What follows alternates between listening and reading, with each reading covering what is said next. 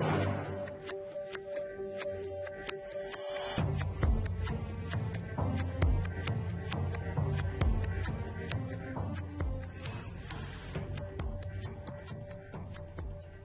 evening. Welcome to APTN National News. I'm Melissa Ridgen.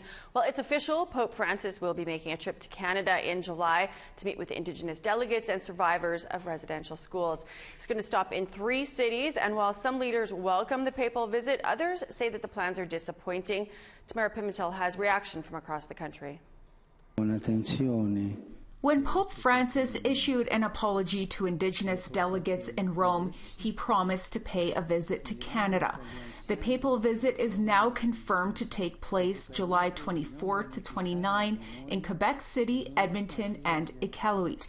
A trip that's welcomed by the Canadian government, according to Minister of Crown Indigenous Relations Mark Miller. This is an opportunity for survivors to have a direct connection to the Pope and listen and hear his words and reflect on them, and consider whether that offers a measure of closure, which is what a number of survivors are asking for. But there are mixed feelings from Indigenous leadership across the country.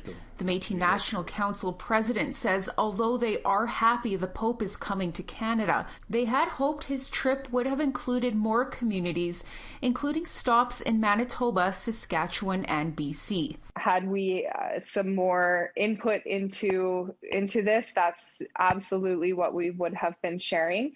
But like we say, from now, with the confirmation that Edmonton, Iqaluit, and Quebec City have been chosen, we will do what we can to ensure that our survivors have input into what they want to see, our community members have input in what they want to hear, and what they want to see when the Pope comes to Canada. In a statement from National Chief Roseanne Archibald, she says, "I'm deeply disappointed but not surprised that the Holy Father has decided not to visit other sites requested by First Nations, including Tk'emlúps, Saskatchewan, and Manitoba.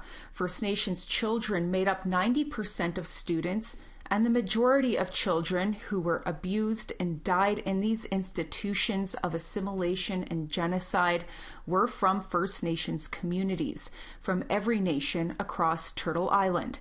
Inuit Tapiriit Kanatami President Natan Obed put out a statement saying they are happy the Pope will be visiting Nunavut. "We are pleased to be able to welcome him in Iqaluit in July for a visit centered on truth, justice, healing, reconciliation, and hope."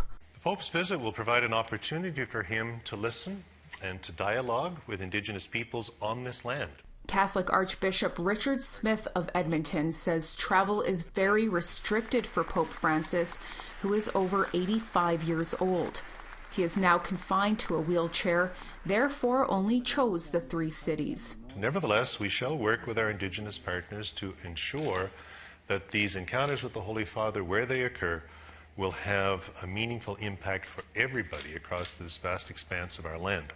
Caron says the Pope's trip should focus on residential school survivors and build upon the apology he delivered to the Indigenous delegation in Rome. I hope that the Pope comes to Canada and delivers a stronger apology to as many survivors who want to be there as possible. I think that is a success indicator, is the number of survivors who get to hear that apology. And, I hope that he takes it one step further at the bare minimum and apologizes and acknowledges the role of the Catholic Church in residential schools as an institution, not just individuals within the institution, but the institution itself. Smith says plans will take shape by the end of June as the Catholic Church continues to work with Indigenous leadership, but says the Pope will certainly visit former residential school sites and other locations of significance during his time in Canada.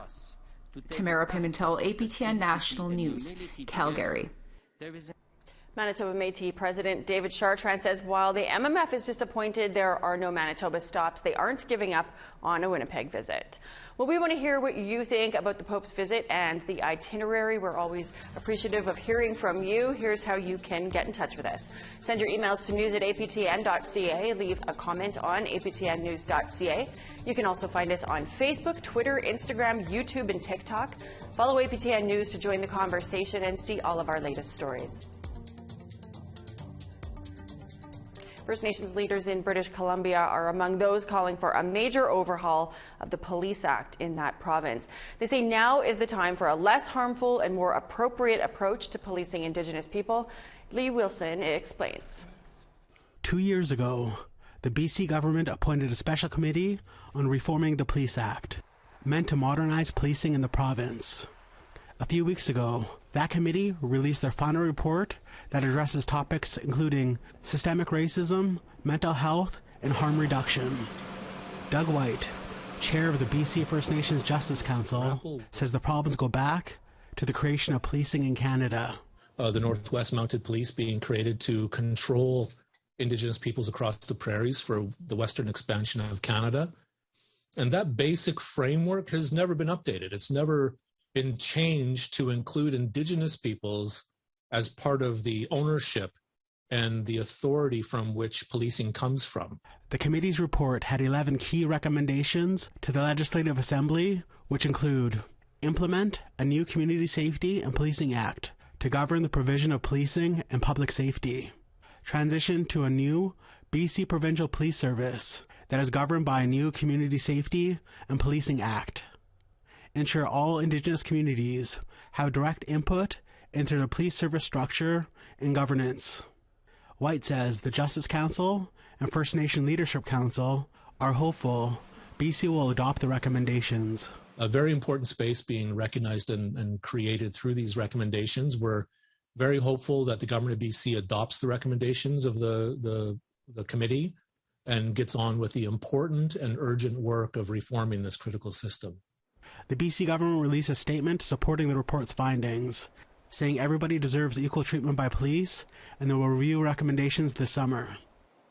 White says an example of the need for change in policing is the recent case of Kwakatu's First Nation member, Chelsea Poorman. Poorman's remains were found in Vancouver after going missing for 2 years, but is immediately ruled not a suspicious death. He says that Indigenous people are rightfully concerned. So it's an example of where Indigenous peoples need to be in a different position with respect to policing, to ensure that our people have the kind of policing system that they deserve and that is necessary for our time and in our country. Lee Wilson, APTN National News, Kitimat. Divest from fossil fuels before it's too late. That was the Wet'suwet'en Hereditary Chief Na'Mook's message in Montreal yesterday at a rally organized by Greenpeace and Amnesty International. RBC is a major investor in the contested Coastal GasLink project on Wet'suwet'en territory. So a crowd gathered in front of the Montreal RBC office, along with First Nations activists and Na'Mooks. They demand the bank pull out its investments from the fossil fuel projects. Amnesty International says the lack of consent from hereditary chiefs and the continued RCMP presence in Wet'suwet'en territory amounts to a violation of human rights. We greet Mother Earth. We need to let their shareholders and investors know what their money is doing. It's bringing violence to our lands and our people. It's bringing destruction to this very planet that we are protecting. And it is their money that they're using to criminalize us, the Wet'suwet'en. They have to be made aware of that. Money has no conscience. People do. Well, an asteroid that honors Indigenous explorers.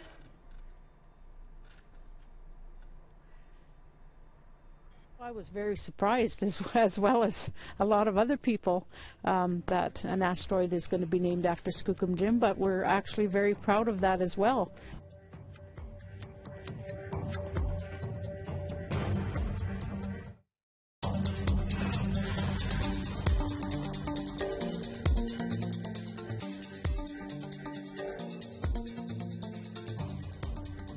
Canada's north is warming up 3 to 4 times faster than the global average, and northern communities are seeing these impacts firsthand, according to 3 territorial premiers.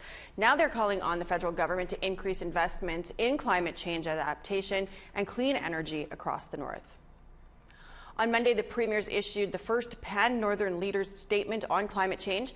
The joint statement urges Canada to support and invest in 7 key areas, including climate-resilient infrastructure and emergency preparedness. It also advocates for Indigenous-led approaches when tackling Northern climate change. Chief Dana Tija Tram of the Vuntut Yukon First Nation in Old Crow, Yukon, says the statement is a powerful document. There's not much I can add to it, which is really refreshing in a time where we need this leadership. And I think what this signals is Northern Canada stepping into a place of leadership, not waiting for Ottawa to do this for us, but the Northern First Nations and premiers working together to push Canada forward. A 24/7 emergency wellness centre set up by the Saskatoon Tribal Council over the winter is getting a boost from the Saskatchewan government. It's kicking in $3.5 million to what the Tribal Council calls a historic 12-month pilot project between the Tribal Council, city and provincial governments. The centre has offered cultural, mental health and addiction supports and a safe place to stay over the past 4 months. It also offers 3 meals a day, a shower and laundry facilities. The city will continue to cover the lease and the utilities of this. Chief Mark Arcan says it allows people to have a quality of life. This is a day in history that people have to remember, but we're not done, because we got to show more results for our community, for our province, and be a leader by example. And I think the Saskatoon Tribal Council is doing that under our chiefs and their direction. A flying rock orbiting between Mars and Jupiter has a new name, honoring a Yukon First Nations adventurer who discovered Klondike gold. As Sarah Connors tells us, for many Yukoners, it's an honor that's truly out of this world. You'll need a telescope to see it, but way up in space, an asteroid now bears the name of a legendary Yukon First Nations figure. Dubbed Skookum Jim, the asteroid gets its name from one of the founders of the Klondike Gold Rush. Keish, more popularly known as Skookum Jim Mason, was a Tlingit Tagish man who co-discovered gold in 1897 in the Bonanza Creek near Dawson City. People are talking about it, saying it's pretty neat and it's cool. And Carcross Tagish First Nation Deputy Hasha Duhen Mariah Benoit has a connection to Skookum Jim. Her grandfather, Tagish John, was Jim's nephew. Benoit says the First Nation is thrilled Jim is being recognized in outer space. I was very surprised, as well as a lot of other people, that an asteroid is going to be named after Skookum Jim, but we're actually very proud of that as well. Benoit says Skookum means strong, a fitting name for the asteroid, which is estimated to be between 8 and 19 kilometers in diameter. Skookum Jim was well known to be a strong, hefty, strong person that used to help the miners carry over their items over the mountain during the gold rush. So this asteroid is apparently quite huge, and it's big and it's strong. So it's a proper name for the asteroid.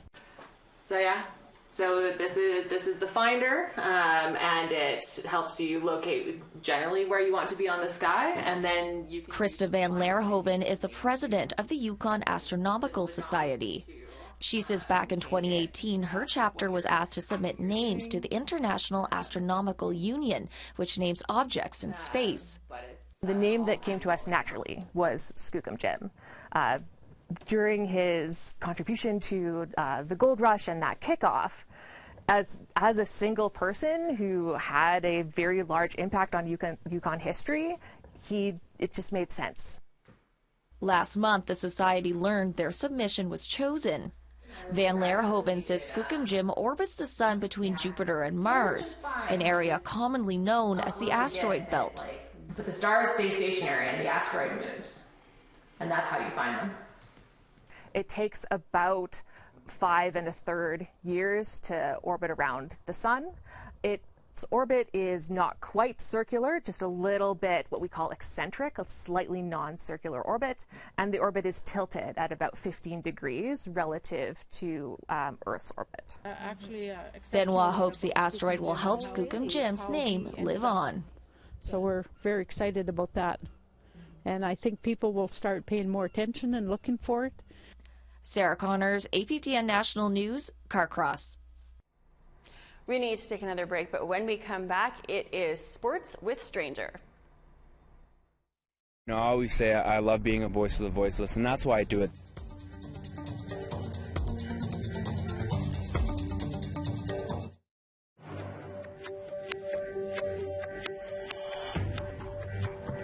Welcome back. It's time now for our photo of the day. Congratulations to APTN's very own Alan McKay, who just became a grandpa. His daughter Cherry gave birth to an 8-pound, 6-ounce little girl named Chelsea. Allen has been working at APTN since the network first launched in September of 1999. Thanks to him for sharing his little joy with us. Send your photos by email to share@aptn.ca for the chance to be our next photo of the day. Let's take a look now at tomorrow's weather forecast.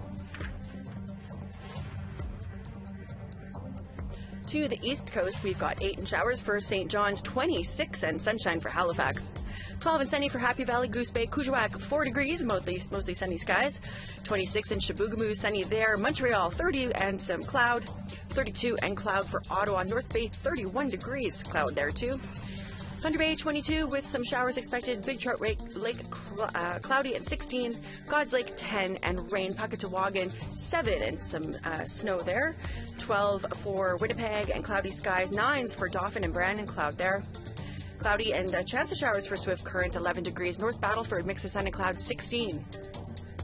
Buffalo Narrows, 14 with a mix of sun and cloud. Larange, chance of flurries, 9 degrees. Sunny skies and 16 degrees for Peace River and Grand Prairie. 16 and sunny for Edmonton and Red Deer too. 17 for Medicine Hat. 17 with some cloud for Penticton. 19 and sunshine for Kamloops. 11 and cloud for Prince Rupert. 14 and sunny skies for Prince George. Old Crow, mix of sun and cloud, 4 degrees there. Mayo, 12 and sunshine. Wrigley, 15 and a chance of showers. Yellowknife, sunshine and 16. Paulatuk, 8 with a chance of flurries. Tuktoyaktuk, -3, snow there.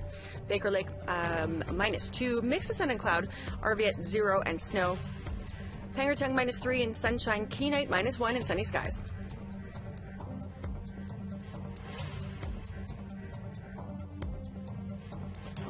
It's now time for another Sports with Stranger with our very own Daryl Stranger. What do you have for us this week, Daryl? I thought I saw dogs. What do dogs have to do with sports? Melissa, I've got a pretty cute story for you this week. The Canadian Football League season is just around the corner, and though the Grey Cup is on his mind, Winnipeg Blue Bombers running back Brady Oliveira is also wading through flood water. It's his pet rescue work we are talking about today. Oliveira works with Canine Advocates Manitoba, a not-for-profit founded by First Nations nurse Jasmine Colucci. On top of rescue, they help communities manage res dogs and cats and provide spay and neuter services for owners who can't afford the expensive procedure. Now we have like over 150 fosters. We have a team of about 10 that are really actively involved. And we pull in like 2,000 dogs a year. We work really closely with around, I'd say like 8 to 10 communities are like our main communities, including Nunavut now. Her passion is matched by Oliveira's. I always say I love being a voice of the voiceless, and that's why I do it. There's these helpless, innocent dogs that are being mistreated, neglected, abused, whatever the case is, and they have no voice. So I love being a voice of the voiceless. He recently traveled to flooded-out Peguis First Nation to rescue pets people had to leave behind. I have been on, I don't even know how many rescue missions I've been on. I've been on a ton, and that definitely is up there for one of the most insane rescue missions that I've ever been on. I mean, just seeing it, I'm walking through ice cold water. The highest point it got up to me was like mid-thigh, and that is freezing cold water. And it wasn't just a 5-minute walk. From the road to the house, it was a 15-minute walk. So you're walking 30 minutes in ice cold water, but then you're also walking back with an adult dog in your arms the entire walk back to my truck. Colucci says he is an inspiration to communities. With somebody that's a positive influence for the kids too, to look up to and see that like how passionate Brady is towards the animals as well, that they want to like get dog food, and then they're going around helping us feed stray dogs. And have touching them, realizing that they're not as scary as, they were raised to think that they maybe are. And that they can be saved, and that there's, people like Brady and rescues out there that can help the communities. Oliveira says there's a huge need for help. Honestly, just there to be, a positive, good help for the community. And I think, it's so important to help out these First Nation communities, because as you know, the farther north you go, the more remote it gets and the more dogs there are, and the less resources that these communities have. So what I want to do going into these communities is just being a person where the community members can see me and know, hey, that's Brady. I can go to his truck and grab dog food, or hey, I can let him know about a dog that needs help, or hey, that's just a good guy that is trying to help my community. Now, donations are desperately needed for many of these organizations, and there are a number of rescues across the country. Check out your local organization to see how you can help. And best of luck to Brady and the Winnipeg Blue Bombers this season. That's all I have for you this week on Sports with Stranger. Let's send it back to Melissa.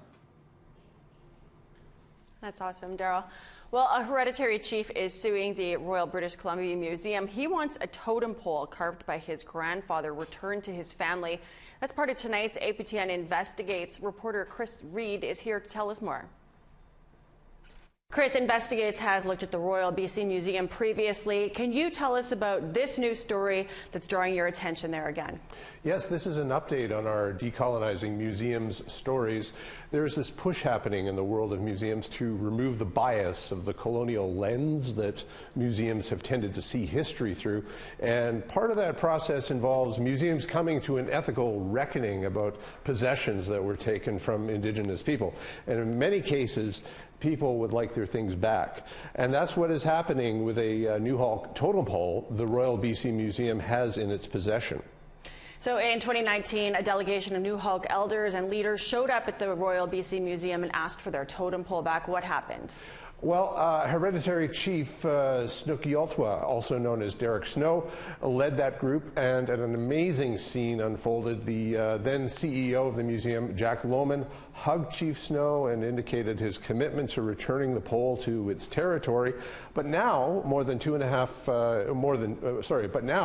years later, the pole hasn't been returned, and Derek Snow is suing the museum.